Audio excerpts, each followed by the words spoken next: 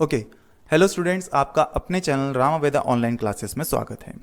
बच्चों, हम उम्मीद करते हैं कि आप अपने घर में बिल्कुल सुरक्षित होंगे, एकदम ठीक होंगे।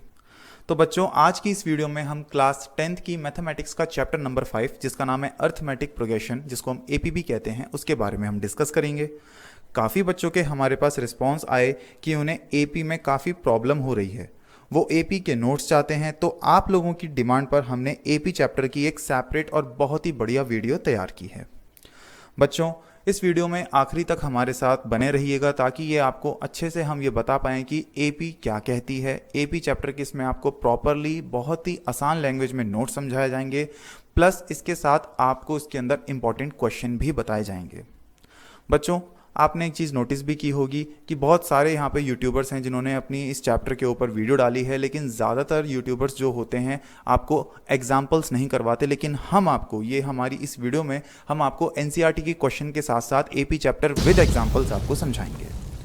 तो हमारे साथ इस वीडियो में बने रहिएगा और हमारे चैनल को लाइक, शेयर और सब्सक्राइब करना ना भूलिएगा ताकि हमारी आने वाली अगली वीडियोज़ की नोटिफिकेशन सबसे पहले आपको मिलती रहे। आइए अब हम बिना कोई टाइम वेस्ट किए इस वीडियो को शुरू करते हैं।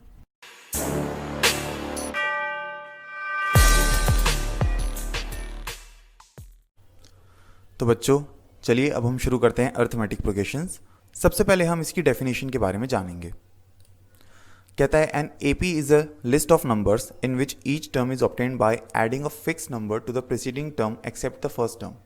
कहता है एक एपी जो होती है वो ऐसे नंबर्स की लिस्ट होती है जिसमें हर एक टर्म हम पता कर सकते हैं, हमें हर एक टर्म दिखती है bye adding a fix number. अगर हम उस जो हमारी हर एक टर्म है उसके अंदर अगर हम एक फिक्स नंबर को ऐड कर देते हैं बाय द प्रीसीडिंग टर्म, मतलब आपको जैसे मान लीजिए आपको अपनी कोई सेकंड टर्म निकालनी है, तो सेकंड टर्म को निकालने के लिए आप क्या करेंगे, फर्स्ट टर्म के अंदर कोई फिक्स नंबर को आप ऐड कर देंगे जिससे आपकी सेकंड टर्म आ जाएगी।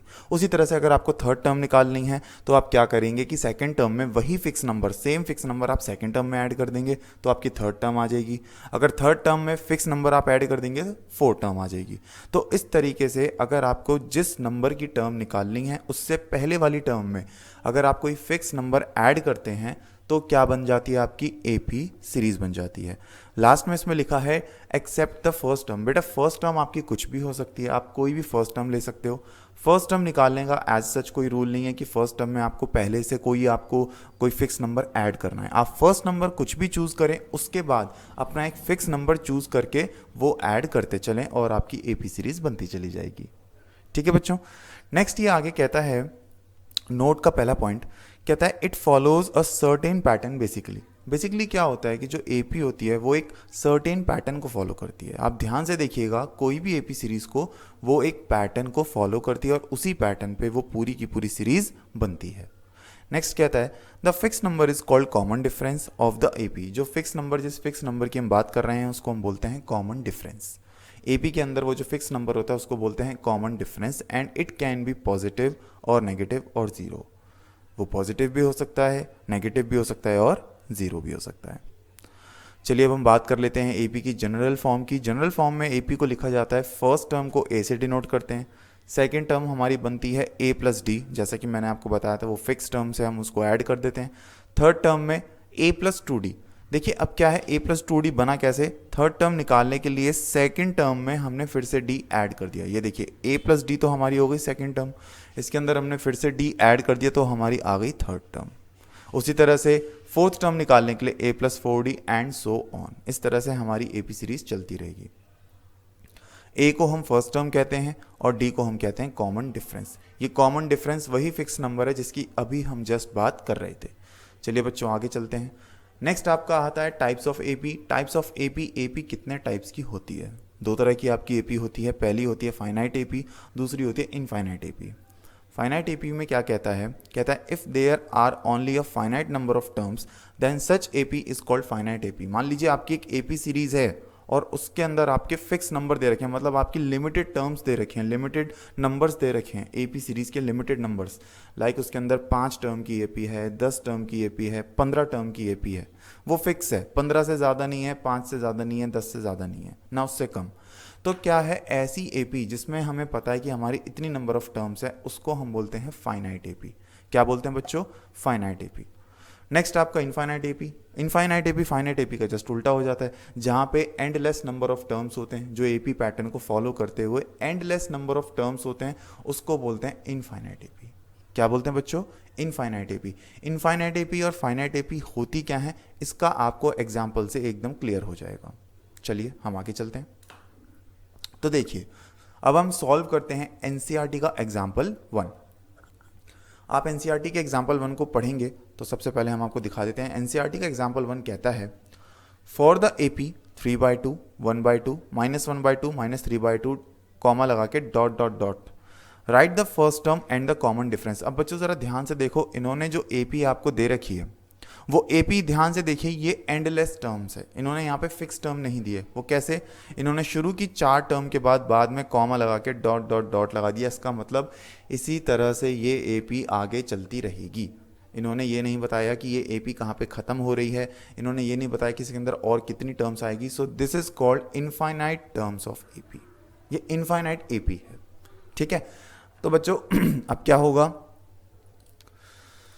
अब देखिए इसके अंदर हमें क्या करना पड़ेगा, हमें सीधी फर्स्ट टर्म निकालनी है। तो फर्स्ट टर्म एपी का जो भी पहला नंबर होता है वो हमारी फर्स्ट टर्म होती है बच्चों। जनरल फॉर्म में मैंने आपको बताया था, जो भी एपी का हमारा पहला नंबर होता है वो हमारी फर्स्ट टर्म होती है। और डी निकालने का हमारा फॉर्मूला होता है second term minus first term. बच्चों ये नोट डाउन कर लें, बहुत इंपॉर्टेंट चीज़ है। आप जब भी कॉमन डिफरेंस निकालेंगे तो 2 कंजिक्यूटिव, कौन सी 2 कंजिक्यूटिव एपी टर्म्स का आप डिफरेंस ले लेंगे।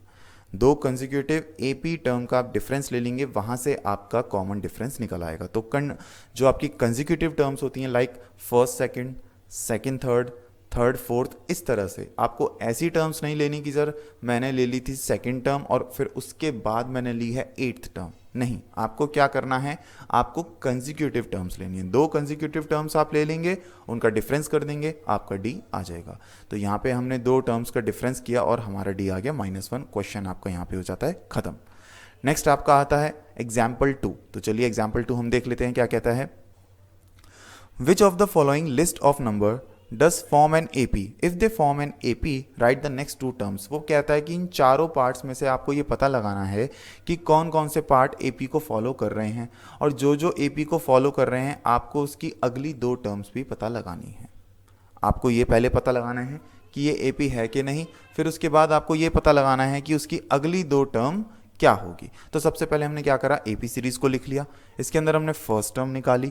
देन बेटा एपी पता लगाने के लिए हम एक छोटा सा मेथड अप्लाई करते हैं। अगर आपकी कोई भी एक पर्टिकुलर एपी है तो ये बात आप हमेशा ध्यान में रखिएगा कि उसके अंदर हम जितने भी कॉमन डिफरेंस निकालेंगे वो सारे कॉमन डिफरेंस आपस में सेम होंगे, क्योंकि पूरी एपी सीरीज एक फिक्स नंबर कॉमन डिफरेंस से चलती है। तो सबसे पहले आप एक कॉमन डिफरेंस निकालेंगे 2 टर्म उठाकर, फिर उसी एपी की कहीं आगे की या पीछे की 2 टर्म उठाकर फिर से आप कॉमन डिफरेंस निकालेंगे, और आप जब उनको कंपेयर करेंगे तो आपके दोनों कॉमन डिफरेंस इक्वल आने चाहिए, वो डेफिनेटली सेम होंगे। अगर वो ये सेम होते हैं कॉमन डिफरेंस तो आपकी वो एपी सीरीज़ है, और अगर नहीं होते, आपके कॉमन डिफरेंस डिफरेंट आते हैं, तो वो एपी सीरीज़ नहीं है। तो चलिए पहले हम इस क्वेश्चन में चेक कर लेते हैं कि कॉमन डिफरेंस सेम है कि नहीं। अब ये देखिए सामने जो हमारी फर्स्ट टर्म है ये हमारी टर्म हो गई 4। डी निकालने के लिए मैंने आपको बताया था second term minus first term. हमेशा आगे वाली जो टर्म होती है उसको माइनस कर देते, उसमें से माइनस कर देते हैं फर्स्ट टर्म को, यानी पीछे वाली टर्म को। ठीक है, तो हमने क्या करा, सेकंड टर्म में से फर्स्ट टर्म को माइनस कर दिया, तो हमारा डी निकल के आ गया 6। हमने इसको मेंशन कर दिया D1 से, क्योंकि अभी हमने ये पहला डी निकाला है। अगला डी निकालने के लिए मैंने कौन कौन से ले लिए, थर्ड टर्म में से सेकंड टर्म को लेस कर दिया, ये देखिए, यानी 16 में से 10 को मैंने लेस कर दिया। आप चाहें तो ऐसा भी कर सकते थे कि फोर्थ टर्म में से थर्ड टर्म को लेस कर देते, लेकिन 2 कंसेक्यूटिव लेनी है और हमेशा आगे वाली टर्म को, मतलब आगे वाली टर्म में से पीछे वाली टर्म को लेस करना है। तो मैंने D2 निकालने के लिए क्या करा, थर्ड टर्म यानी 16 माइनस सेकेंड टर्म यानी कि 10, तो 16 माइनस 10 करा तो मुझे दूसरा डी भी मिल गया, मेरा डी मिल गया 6। अब मैं यहाँ क्लियरली देख पा रहा हूँ कि मैंने 2 कॉमन डिफरेंस निकाले और दोनों के दोनों आपस में आ गए सेम, तो मैं कहूँगा this is an AP series. जो हमको नंबरों की लिस्ट दे रखी है ये एपी सीरीज को फॉलो कर रही है। अब वो कहता है कि आपको उसकी आगे अगली 2 टर्म्स निकालनी है, तो सीधी सी बात है बच्चों, 4 टर्म्स आपको दे रखी हैं। फिफ्थ टर्म निकालने के लिए मैंने आपको बताया था फिफ्थ टर्म कैसे निकलेगी, इससे पहले वाली टर्म यानी फोर्थ टर्म में आप वो फिक्स नंबर यानी कि कॉमन डिफरेंस को ऐड कर देंगे। तो हमने क्या करा, फोर्थ टर्म में कॉमन डिफरेंस को ऐड कर दिया, 22 प्लस 6, आपकी फिफ्थ टर्म आ गई 28। उसी तरह से सिक्स्थ टर्म निकालने के लिए आपने फिफ्थ टर्म में क्या करा, कॉमन डिफरेंस को ऐड कर दिया। तो सिक्स्थ टर्म निकालने के लिए फिफ्थ टर्म 28 में हमने कॉमन डिफरेंस ऐड कर दिया, तो हमारी आ गई sixth term which is your 34। ठीक है बच्चों, तो यहाँ पर आपके ये एनसीईआरटी के 2 एग्जाम्पल्स पूरे होते हैं। अब हम आगे चलते हैं। तो बच्चों फाइनली अब हम शुरू करने जा रहे हैं एक्सरसाइज 5.1। देखिए इसका पहला क्वेश्चन है जो ये कहता है the taxi fare after each kilometre when the fare is ₹15 for the first kilometer and ₹8 for each additional kilometer।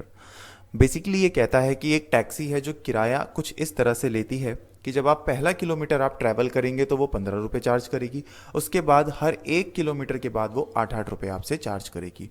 बच्चों ये यहाँ पे क्वेश्चन पे ये समझने वाली चीज़ है कि यहाँ पे ये बात कर रहा है, किस चीज़ की बात कर रहा है, टैक्सी वाला बात कर रहा है, अपने फेयर की बात कर रहा है, यहाँ पे किराए की बात कर रहा है। तो आपके दिमाग में ये तुरंत क्लिक हो जाना चाहिए कि अगर यहाँ पे कोई एपी सीरीज़ बनेगी तो ये फेयर की ही एपी सीरीज़ बन सकती है, क्योंकि पूरे क्वेश्चन में सिर्फ फेयर को ही इन्होंने इंपॉर्टेंस दी है और उसी के रिगार्डिंग आपको हिंट दी है। तो देखिए इसकी इक्वेशन के हिसाब से, इसके क्वेश्चन के हिसाब से हमने एक इक्वेशन तैयार करी है। तो वो क्या होता है, आप इस तरह से स्टार्ट करेंगे, here we are talking about taxi fare sequence. हम यहाँ पर टैक्सी के फेयर और उसके सीक्वेंस के बारे में बात कर रहे हैं।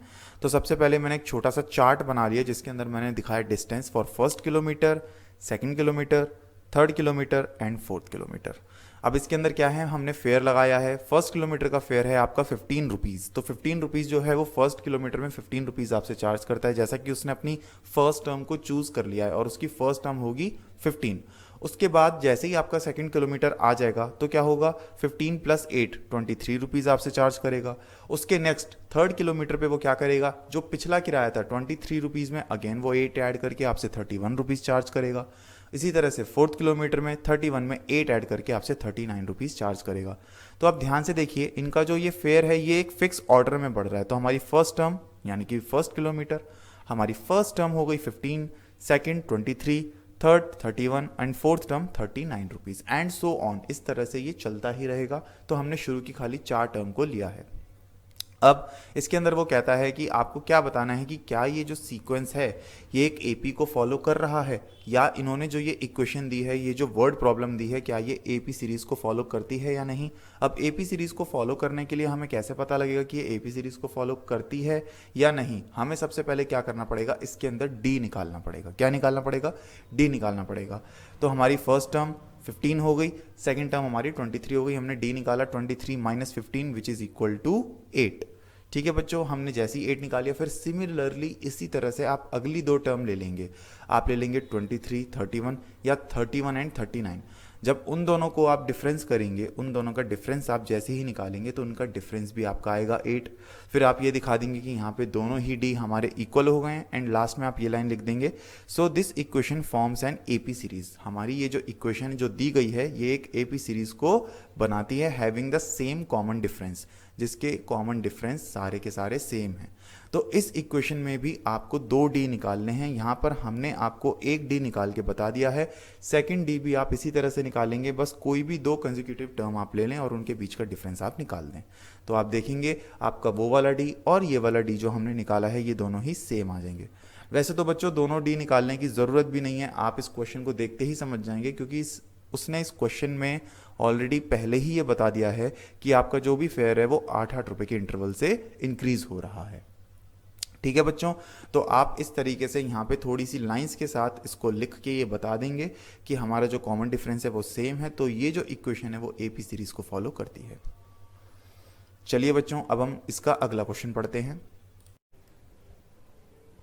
अगला क्वेश्चन कहता है the amount of air present in a cylinder when a vacuum pump removes 1/4 of the air remaining in the cylinder at a time कहता है कि आपकी जो भी एयर आपकी सिलेंडर के अंदर है, जब हम वैक्यूम पंप से उस एयर को निकालते हैं तो वैक्यूम पंप क्या करता है, जो भी हमारी बची हुई एयर है उसका 1/4 हिस्सा वो उस सिलेंडर से बाहर निकाल देता है। तो हमको इस स्टेटमेंट को एक इक्वेशन में बदलना है और फिर ये चेक करना है कि क्या वो इक्वेशन एपी सीरीज को फॉलो करती है कि नहीं। तो चलिए बच्चों हम इसको करते हैं। सोल्यूशन में सबसे पहले हम क्या करेंगे, देखिए हमें यहाँ पे ये नहीं पता कि एयर इसने कितनी दे रखी है, और जो चीज़ हमें नहीं दी होती हम उसको मान लेते हैं x। तो हम यहाँ पे कहते हैं let the amount of air present in a cylinder be x। हमारी मान लीजिए जो पूरे सिलेंडर में जो एयर है, हमारी टोटल एयर वो कितनी है x। अकॉर्डिंग टू क्वेश्चन के हिसाब से pump removes 1/4 of air from cylinder, so after first pump कहता है कि जो पंप क्या करता है, सिलेंडर में से जैसे ही हम पंप करेंगे सिलेंडर में से 1/4 एयर, जो सिलेंडर में से 1/4 एयर होगी उसको वो बाहर फेंक देगा। तो जैसे ही हमने पहला पंप किया तो क्या करेगा, टोटल हवा में से कितनी हवा लेस हो जाएगी, 1/4 ऑफ टोटल हवा। यही वो कह रहा है कि टोटल हवा जो है आपके उसके अंदर सिलेंडर के अंदर, उसमें से माइनस कर देंगे 1/4 हिस्सा ऑफ आपकी टोटल एयर का। तो फिर हम इसको एलसीएम लेके सॉल्व करेंगे तो हमारी पहली टर्म आ जाएगी 3x/4। यानी फर्स्ट जब हमने पंप किया तो हमारी इक्वेशन बन के आती है, हमारी कितनी बचती है हवा अंदर, अब 3x/4। अब हम क्या करते हैं, फिर से एक और बार वैक्यूम पंप से पंप करते हैं। तो फिर से अब क्या होगा, जो हमारी ये बची हुई एयर है इसमें से 1/4 हिस्सा ऑफ रिमेनिंग एयर, यानी अब जो बची हुई एयर है उसका 1/4 हिस्सा और लेस हो जाएगा, यानी और वो हवा निकल जाएगी। फिर हम क्या करेंगे, इसको इक्वेशन को हम इसमें कन्वर्ट करेंगे, 3x/4 माइनस 1/4 इंटू, ऑफ का मतलब होता है इंटू 3x/4, बची हुई एयर का भी 1/4 हिस्सा। हम इसको सॉल्व करेंगे और हमारा आंसर आ जाएगा 9x/16। ये हो गई हमारी सेकेंड टर्म। उसके बाद एक और हम क्या करेंगे, एक और पंप हम करेंगे। जैसे ही हम एक और पंप करेंगे तो आपकी वहाँ पर एक और इस तरह से इक्वेशन आ जाएगी। लेकिन मैंने आपको जैसा कि बताया था कि एपी सीरीज़ का पता लगाने के लिए आप 2 से 3 टर्म्स निकाल लेंगे तो वो सफिशेंट होती है। तो यहाँ पे हमने 3 टर्म्स पता लगा ली। पहले तो हमारी जो टोटल एयर थी वो, पहले पंप के बाद जो बच गई हवा वो बच गई 3x/4, और थर्ड टर्म जो हमारी तीसरे पंप पे जो हवा हमारी बची वो बची 9x/16, एंड कॉमा लगा के डॉट डॉट डॉट, यानी ये प्रोसेस आगे तक चलता रहेगा। अब वो कहता है कि क्या ये जो आपकी सीरीज़ आई है क्या ये एपी सीरीज़ को फॉलो करता है। तो जैसा कि बच्चों मैंने आपको बताया था एपी सीरीज़ को फॉलो करता है या नहीं, हम सबसे पहले क्या करेंगे, दोनों के कॉमन डिफरेंस निकाल लेंगे। मतलब इस इक्वेशन के 2 कॉमन डिफरेंस हम निकाल लेंगे और हम चेक करेंगे कि क्या वो कॉमन डिफरेंस आपस में इक्वल हैं कि नहीं। अगर वो आपस में इक्वल होंगे तो ये एपी सीरीज़ को फॉलो कर रहा है, अगर वो आपस में इक्वल नहीं होंगे तो ये एपी सीरीज़ को फॉलो नहीं कर रहा। तो हम सबसे पहले D1 निकालेंगे, जिसमें मैंने फर्स्ट 2 टर्म्स ले ली, और D का फॉर्मूला होता है second term minus first term. हम इसको यहाँ पे सॉल्व करेंगे तो second term minus first term करके आपकी D की वैल्यू आएगी -x/4। उसके बाद D2 निकालेंगे, जिसमें मैंने बाद की लास्ट की 2 टर्म्स ले ली हैं, और लास्ट की 2 टर्म्स में भी यही करेंगे, लास्ट टर्म में से हम उसकी पहले वाली टर्म को माइनस कर देंगे। तो ये हमने इसको यहाँ पर ये कर दिया है। फिर इसको जब आप सॉल्व करेंगे एलसीएम लेके तो आपका आंसर आ जाएगा -3x/16। बच्चों अब यहाँ पे हम जैसा कि देख पा रहे हैं, ना तो हमारा D1 इक्वल है ना हमारा D2 आपस में इक्वल हो रहा है। D1 की जो वैल्यू आ रही है वो आ रही है -x/4, D2 की वैल्यू आ रही है -3x/16, which is clearly show that कि ये दोनों आपस में इक्वल नहीं है। तो हम यहाँ पे नीचे क्या लिख देंगे, therefore D1 is not equal to D2, so this series will not follow AP series, या this series doesn't follow AP series. ये जो हमने सीरीज बनाई थी ये एपी सीरीज को फॉलो नहीं करती। तो इस हिसाब से बच्चों ये आपका सेकंड पार्ट भी हो जाएगा क्वेश्चन नंबर फर्स्ट का। आइए अब हम इसका अगला पार्ट करते हैं। बच्चों अब हम करेंगे इसके अंदर क्वेश्चन नंबर 2, जैसा कि आप हमारी सामने स्क्रीन पे देख पा रहे हैं, और हमने आपको बताया था कि इसके अंदर क्वेश्चन नंबर फर्स्ट के अंदर जो इंपॉर्टेंट पार्ट्स थे वो हमने आपको करवा दिए हैं। बाकी के जो रिमेनिंग पार्ट हैं वो आपके होमवर्क में हैं। आप उनको होमवर्क उसको अच्छे से आप उसको प्रैक्टिस करने के लिए होमवर्क के तौर पर करें। अगर इन केस आपको वो समझ में नहीं आते हैं तो आप हमारे नीचे कमेंट सेक्शन पे हमें कमेंट करके बता देंगे, हम उसके ऊपर एक सेपरेट वीडियो विद सोल्यूशन आपको दे देंगे। क्वेश्चन नंबर सेकंड में ये कहता है, आइए हम एनसीईआरटी को एक बार कंसल्ट कर लेते हैं कि क्वेश्चन नंबर सेकंड में क्या कहता है।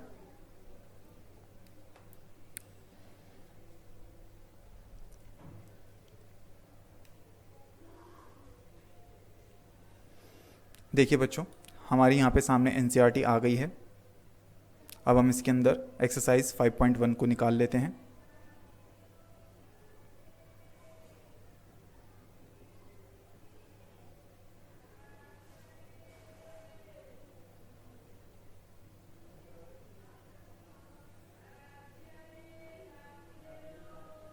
ये देखिए बच्चों,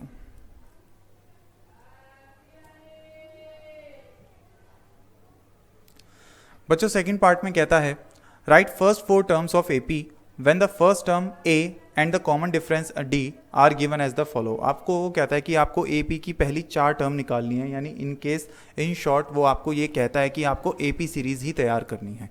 एपी सीरीज तैयार करने के लिए इसने आपको 2 चीज़ें दे दी हैं, एक आपको ए दे दी है यानी कि फर्स्ट टर्म, और दूसरी आपको दे दी है डी यानी कि कॉमन डिफरेंस, यानी कि वो फिक्स नंबर जो हम बार बार ऐड करते हैं। अब आपको उसके अंदर क्या करना है, इन दोनों की ही मदद से आपको एपी तैयार करनी है। तो चलिए अब हम देखते हैं कि एपी कैसे तैयार होती है। इस क्वेश्चन नंबर 2 का मैंने सीधा आपको 4th पार्ट करके दिखाया है, क्योंकि 4th part it's a bit typical, थोड़ा सा ये टिपिकल है ताकि आपको ये आसानी से समझ में आ जाए और कोई भी प्रॉब्लम आपको ना हो। 4th पार्ट में आपको ए दे रखा है which is equal to -1 and आपको डी दे रखा है विच इज इक्वल टू 1/2। अब हमें क्या निकालनी है, फर्स्ट 4 टर्म ऑफ एपी हमको फाइंड आउट करनी है। तो सबसे पहले हम क्या करेंगे, फर्स्ट 4 टर्म चाहिए, यानी कि फर्स्ट टर्म तो दे रखी है आपको, उसके बाद अगली 3 टर्म्स और निकालनी है। और सेकंड टर्म निकालने का मैंने फॉर्मूला आपको क्या बताया था कि उससे पहले वाली टर्म में आप सिंपली डी को ऐड कर देंगे, तो वहां पे हमने यही करा। सेकंड टर्म निकालने के लिए हमने ए में डी को ऐड कर दिया विच इज -1 + 1/2। फिर इसका एलसीएम लेके हम इसको सॉल्व कर देंगे तो आपकी सेकंड टर्म आ जाएगी -1/2। उसके बाद थर्ड टर्म निकालने के लिए फिर से हम सेकंड टर्म में अपने इस डी को हम ऐड कर देंगे। ठीक है बच्चों, सेकंड टर्म हमने अपने सेकंड टर्म में जैसे ही डी को ऐड करा तो उसको सॉल्व करके हमारी थर्ड टर्म आ जाएगी 0। कौन सी टर्म आ जाएगी बच्चे, हमारी 0 टर्म आ जाएगी।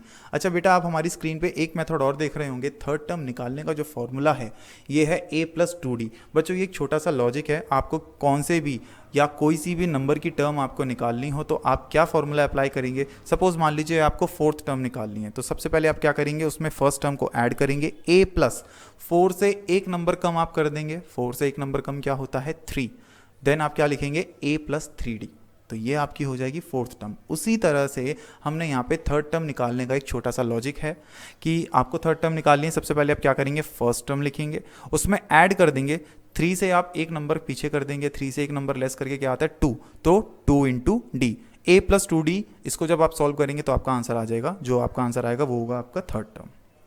तो बच्चों ये आप लॉजिक आप इसको बिल्कुल फॉलो कर सकते हैं, बिल्कुल 100% ये लॉजिक वैलिड है और ये हर टर्म को निकालने के लिए बहुत ही आसान और फास्ट तरीका होता है। ठीक है बच्चों, तो यहाँ पे हमने थर्ड टर्म निकाली, a + 2d, या फिर सेकंड टर्म में आप अपने कॉमन डिफरेंस को ऐड कर देंगे, दोनों ही से आपका आंसर सेम आएगा, तो हमारी थर्ड टर्म आ जाती है 0। उसके बाद हमने फोर्थ टर्म निकाली, फोर्थ टर्म का भी हमने वही वाला फॉर्मूला अपनाया है, a + 4 से एक कम 3, 3d, a + 3d। ठीक है बच्चों, तो a हमारा था -1 और d हमारा 3 × d हमारा था 1/2। यहाँ से हमने इसको मल्टीप्लाई करके फिर बाद में एडिशन कर दिया है, तो हमारी फोर्थ टर्म आ गई है 1/2। तो इस तरह से आपने अपनी चारों टर्म AP की फाइंड आउट कर ली है with the help of first term and common difference.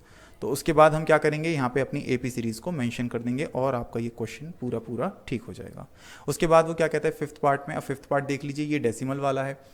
इसके अंदर आपको a दे रखा है -1.25 और d दे रखा है -0.25। तो बच्चों ये भी बहुत आसान है, लॉजिक वही है, बस इसमें आपको डेसिमल वाली टर्म्स दे दी हैं, आपको डेसिमल को सब्ट्रैक्शन, एडिशन और मल्टीप्लिकेशन करना आना चाहिए, इट्स अ बेसिक रूल। तो हमने क्या करा, सेकंड टर्म निकालने के लिए फिर से क्या करा, हमने फर्स्ट टर्म में कॉमन डिफरेंस को ऐड कर दिया, हमारा d आ गया, हमारा सेकंड टर्म आ चुका है। उसके बाद थर्ड टर्म निकालने के लिए फिर हमने वही वाला फॉर्मूला अपनाया, a + 2d। देखिए हमारी स्क्रीन पे जैसा कि आप देख पा रहे हैं, यही फॉर्मूला हम आगे फॉलो करते हुए चल रहे हैं। थर्ड टर्म हमने कैसे निकाली, a + 2d, तो a हमारा क्या है -1.25 + 2 × कॉमन डिफरेंस को मल्टीप्लाई करके देन इन दोनों को ही हमने आपस में सॉल्व कर दिया, हमारी थर्ड टर्म आ गई -1.75। सिमिलरली फोर्थ टर्म निकालने के लिए हमने फॉर्मूला लगाया a + 3d, a की वैल्यू डालेंगे, 3 की वैल्यू आपने 3 लिखा और फिर उसके बाद d को उसके अंदर मल्टीप्लाई करके बाद में आप टोटल लास्ट में इसको सॉल्व कर देंगे और आपकी फोर्थ टर्म आ जाएगी -2.0। तो इस तरह से बच्चों आपकी चारों नंबर्स की AP सीरीज तैयार हो चुकी है एंड लास्ट में आप इसको मेंशन कर देंगे कि आपकी AP के कौन कौन सी सीरीज आई है, -1.25, -1.50, -1.75 एंड -2.0।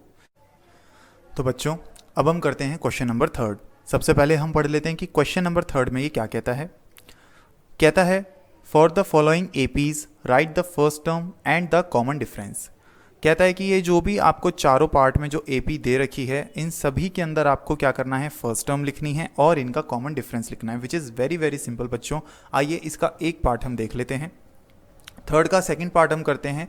AP सीरीज आपको दे रखी है -5, -1, -3, -7 एंड डॉट डॉट डॉट। तो बच्चों इसमें कहता है फर्स्ट टर्म क्या होती है, जैसा कि हमने आपको पहले भी बताया था, जो भी आपकी सीरीज दे रखी होगी उसका जो पहला नंबर होता है वही उसकी फर्स्ट टर्म होती है। तो पहला नंबर हमारा क्या है, -5, तो हमारी फर्स्ट टर्म क्या हो गई, -5।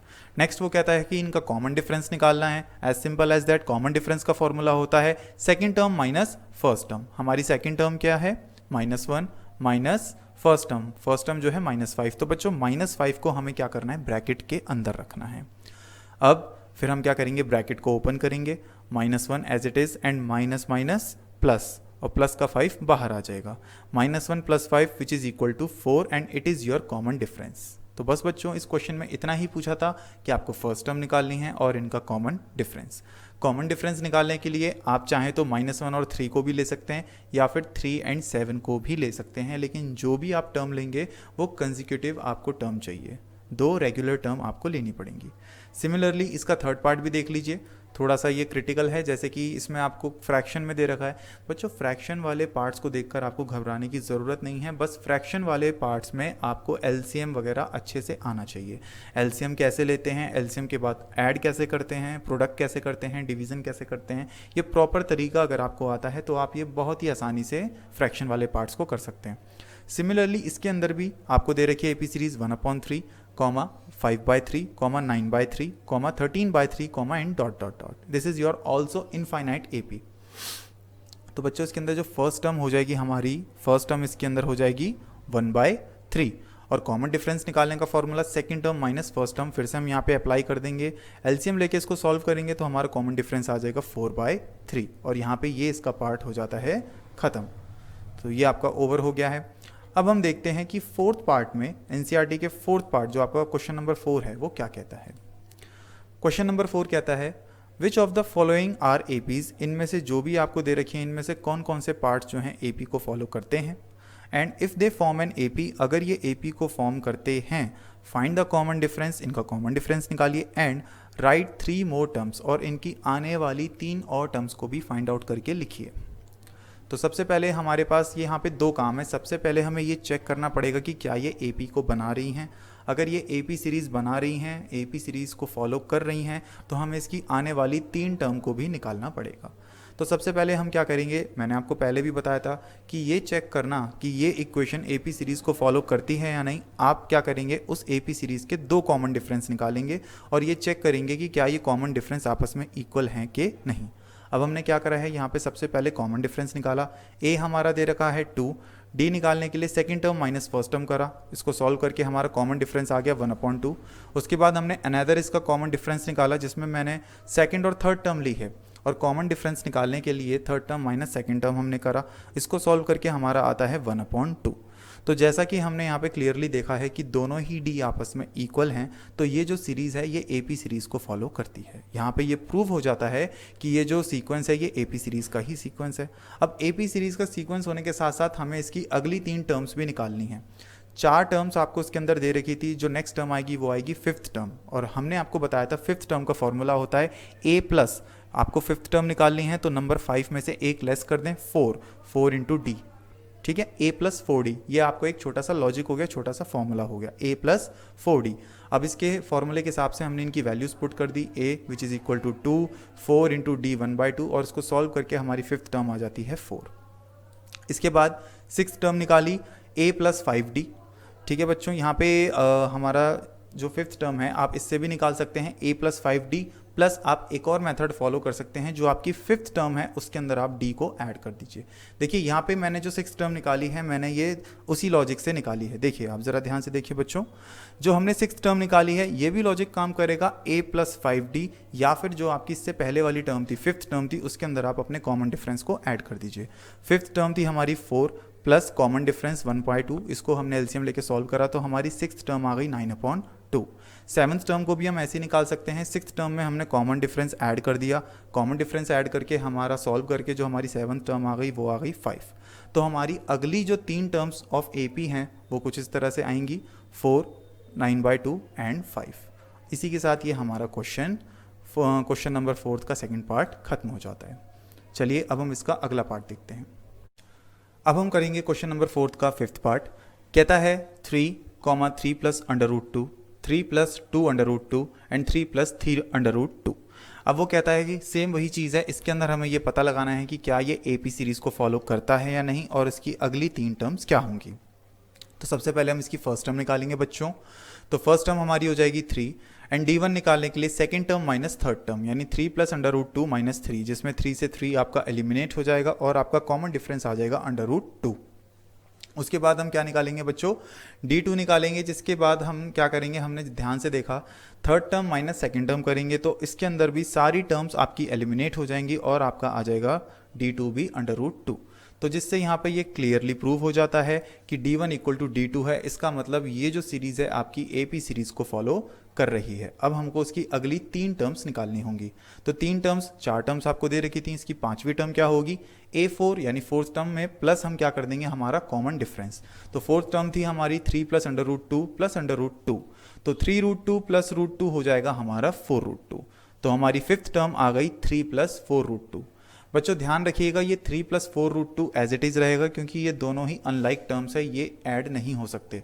कई बच्चे क्या करते हैं 3 प्लस 4√2 को लिख देते हैं 7√2, विच इज़ टोटली रॉन्ग। ये बिल्कुल गलत है, क्योंकि ये अनलाइक टर्म्स है। आप देखिए ये जो 3 है ये हमारा नॉर्मल नंबर है, और जो 4 है इसके साथ एक √2 लगा हुआ है। तो जब तक हम √2 को सॉल्व करके 4 के साथ सॉल्व करके नहीं लिखेंगे, हम 3 को डायरेक्टली ऐड नहीं कर सकते। इसके बाद 6th टर्म हम निकालेंगे। 6th टर्म का भी यही फॉर्मूला है। 5th टर्म के अंदर हम कॉमन डिफरेंस को ऐड कर देंगे। 5th टर्म हमारी क्या थी, 3 प्लस 4√2 प्लस √2, और 6th टर्म हमारी आ जाएगी 3 प्लस 5√2। तो ये हमारी 6th टर्म हो गई। इसी तरह से आप 7th टर्म निकाल लेंगे 6th टर्म में कॉमन डिफरेंस को ऐड करके। हमारी 6th टर्म क्या है, 3 प्लस 5√2 प्लस हम इसके अंदर कॉमन डिफरेंस ऐड कर देंगे √2, which is equal to 3 plus 6√2। तो ये हो गई हमारी 7th टर्म। तो इसी के साथ बच्चों हमारा ये वाला पार्ट भी इस क्वेश्चन का खत्म हो जाता है, और इसी के साथ बच्चों आपकी एक्सरसाइज 5.1 खत्म हो जाती है। तो बच्चों आज की वीडियो के लिए बस इतना ही। आई होप आपको ये हमारी वीडियो पसंद आई होगी, और ये वीडियो आपको आगे आने वाले NCERT के क्वेश्चंस में बहुत हेल्प करेगी, ताकि आप आसानी से क्वेश्चंस को निकाल पाएँ। इस वीडियो का सेकंड पार्ट बहुत जल्दी आ जाएगा, जिसके अंदर हम आपको एक्सरसाइज 5.2 सॉल्व करके दिखाएंगे। एक्सरसाइज 5.2 के साथ साथ आपको एक्सरसाइज से रिलेटेड जो भी कंसेप्ट है वो भी आपको क्लियर करवाए जाएंगे। तब तक के लिए बने रहिए रामावेदा ऑनलाइन क्लासेस के साथ। Stay home, stay safe. जय हिंद, जय भारत।